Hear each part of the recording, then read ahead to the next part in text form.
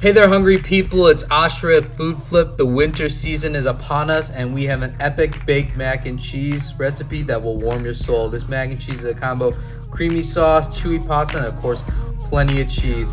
Step one, we're going to toss my macaroni and cheese into boiling water until it's al dente, and then we're going to move on to the good stuff, the cheese mixture.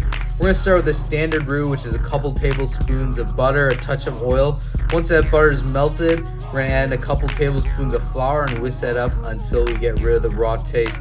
Then we're going to add some milk to this, about 2 cups, adding half and another half and whisking it until you get a nice heavy creamy consistency and really thickens up.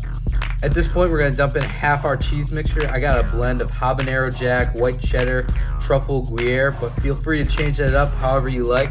But man, did this hit the spot. The subtle heat, the truffle oils, oh man.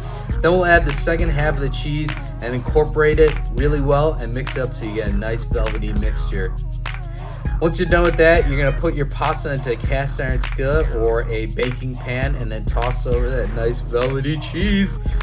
Mix it in there till it gets nice and incorporated, and then I topped it off with some Parmesan cheese to really ensure that nice crust once it's baked, and of course you can't get enough cheese. So we're gonna pop that bad boy into the oven on 350 degrees for 30 to 40 minutes, and then the last couple minutes I flipped on the broiler to make sure it had that nice brown crust to it. And man, look at that out of the oven. Does it look epic? The nice cheese, nice and crusty. And this is where you can kind of change it up. This was a standard mac and cheese recipe, but feel free to change it up with some bacon or shallots, or change up the cheeses or add some breadcrumbs. You know, you can really have some fun with it. For all the recipe and measurements, go to foodflip.com or click the links below. Don't forget to like and subscribe.